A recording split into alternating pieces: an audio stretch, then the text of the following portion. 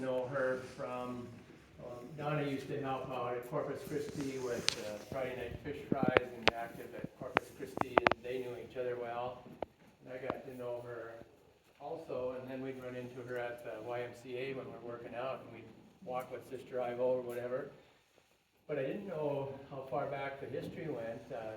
She grew up at Sheffield, which is where Donna's mom grew up.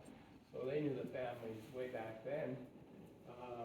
And then Sister Ivo knew Frank and Eva, Donna's parents, and some of the kids. I don't know if some of the younger ones knew her or not, but Barb and Fred and some of those knew her too. So very thankful that she could help us with the service tonight. And then I'm never bashful to tell you about our grandkids either. So the oldest is Ella, 16. Our oldest 3 kids live in Seattle, and all 5 of our grandkids live there. And so they're going to start out, it'll be Ella first, then Dakota and Eva, brother and sister, and Harper, sister.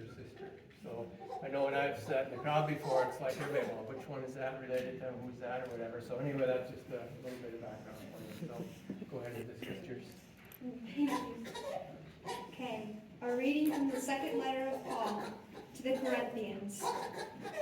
We know that if our earthly dwelling, a tent, should be destroyed, we have a building from God, a dwelling not made with hands, eternal in heaven.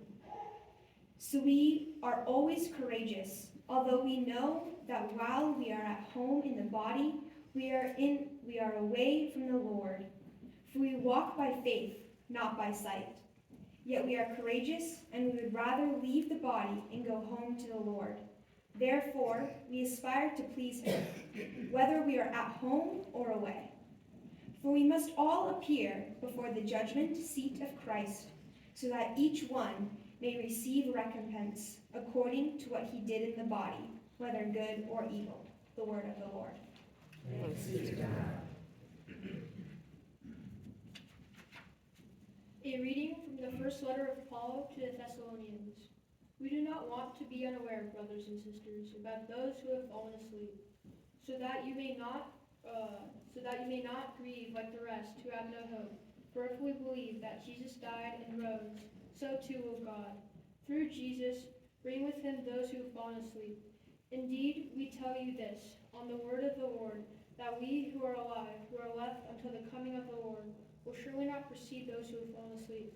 For the Lord himself, with a word of command, with the voice of an archangel, and with the trumpet of God, will come down from the heaven, and the dead in Christ will rise first. Then we, who are alive, who are left, will be caught up together with them in the clouds to meet the Lord in the air. Thus we shall always be with the Lord. Therefore, console one another with these words. The word of the Lord. Thanks be to God.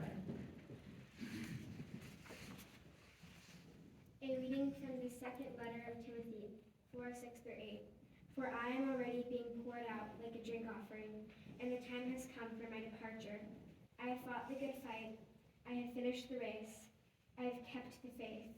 Now, in store for me is the crown of righteousness, which the Lord, the righteous judge, will award to me on that day, and not only to me, but also to all who have longed for his appearing. The word of the Lord. Thanks be to God.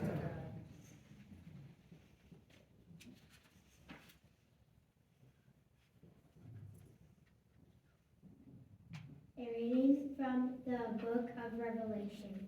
I saw a new heaven and a new earth. The former heaven and the former earth had passed away, and the sea was no more.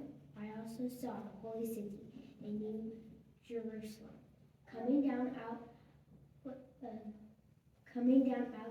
of heaven from God, prepared as a bride, adorned for her husband.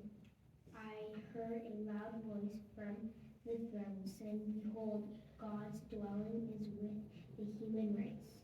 He will dwell with them, and they will be his people, and God himself will always be with them as their God. He will wipe every tear from their eyes, and There shall be no more death or mourning, wailing or pain, for the old order has passed away. The word of the Lord.